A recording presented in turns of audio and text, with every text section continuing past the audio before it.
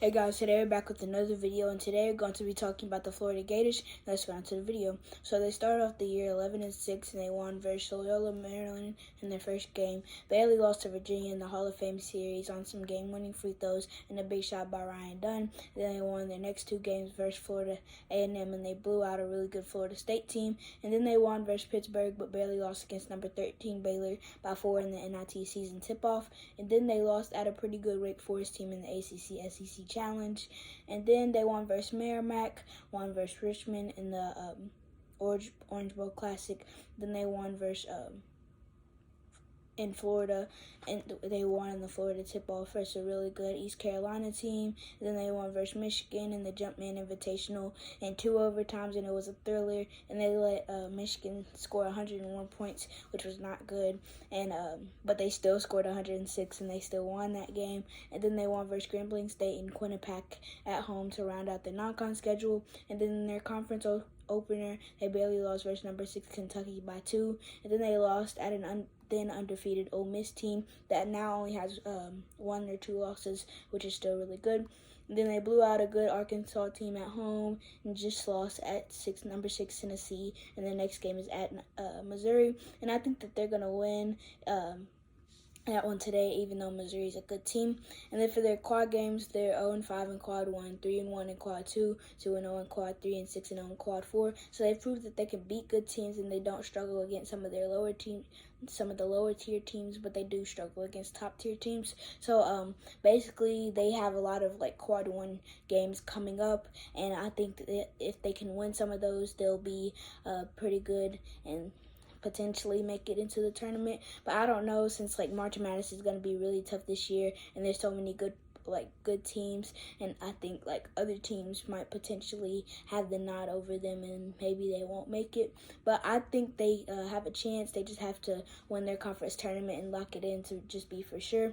But yeah, that's about it. And then for their players, their best players, Walter Clayton Jr., in my opinion, he's been their best player, and he was a transfer from Iona, and he's averaging 15.9 points, 3.9 rebounds, and about 3 assists a game. And then Zion Pullen, he's also been really good, and he's been averaging 15 points, 5 assists, and 3 rebounds a game while shooting on good three-point efficiency, shooting 43% from 3. And then we have Tyrese Samuel, who's been a really good big, and he's been averaging 13.5 points, 8.5 rebounds, and 1.5 steals while shooting 63% from the field, and that's good. And then Riley Kugel isn't even starting, but he's been doing really good off of the bench, and he's been averaging 11.5 points, 4 rebounds, and about a steal and a half a game. And he does need to work on his efficiencies and turnovers, but other than that, he's doing really good. And then last but not least, he's been Will Reichert.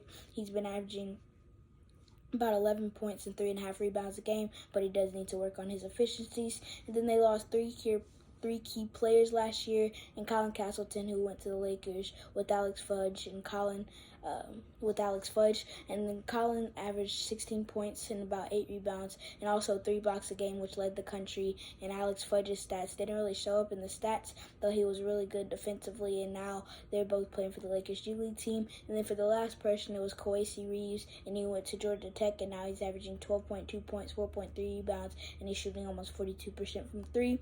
And then for their stats as a team this year, they're 12 in points with 85.2, so that's really good for them. They're tied for 68 in assists with 15.5 a game, which is not bad. And they're number 1 in rebounding with 44.9 a game, which is about 45. And that's really good. That's really helping them. And then they're 301 in opponent points, which is terrible, and that's one of the things that they need to work on, as well as turnovers, fouls, and threes. And then in the Virginia loss, their defense didn't really struggle that much, but it isn't like Virginia's offense is good either. So they still lost by 3, but they shot 7 for 25 from 3, and they also shot 28%. And they also had 16 turnovers and 19 fouls, so that's not pretty good. That's not good at all. And then in the Baylor game, they let Baylor score 91 points, and their defense struggled. 95 points, so their defense struggled. And they also only shot 8 for 26 from 3, which is 30.8%. And they had 20 fouls, which most of their players in foul trouble. And the turnovers that game weren't that bad with 12, so that's a plus. But even 2 less turnovers could have meant that they won that game, since Baylor only won by 4.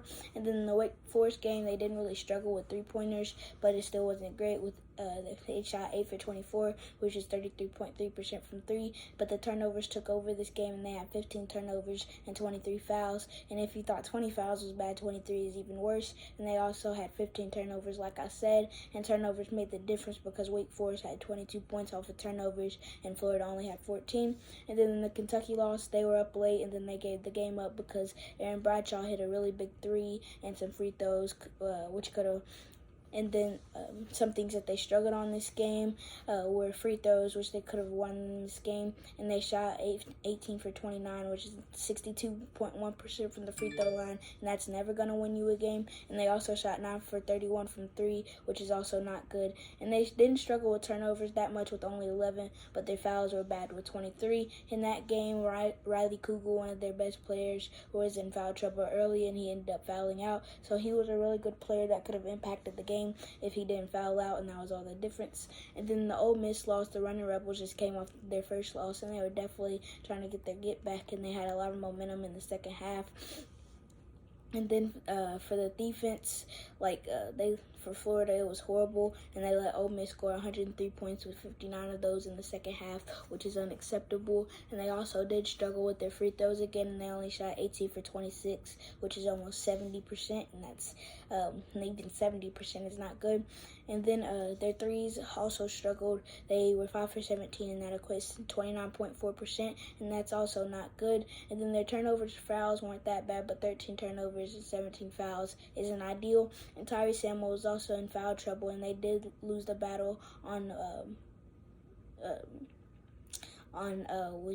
with them in the defense and the paint. So maybe if they had him, it would have been different. And I also wanted to point out in this game, Ole Miss had 16 blocks against them, which is insane. And it was mostly thanks to 7'5" Jamarion Sharp with 9 blocks, and everybody was playing a great comeback game. And then finally, in their most recent Tennessee loss, they were on the road and they shot 5 for 22 from 3, and they also were in foul trouble with Zion Pullen, who had 3, Riley Kugel, who had 4, and Tyrese Samuel fouled out again. So 3 of their best players were in foul trouble, which is not good. And like I said, they started off the year 11-6, but before the season, I thought they would go 20-11, but now I think they'll still go around that range, and they'll go 21-10. I think, like I said, I think they'll potentially make March Madness, but I just don't know since it's so tough.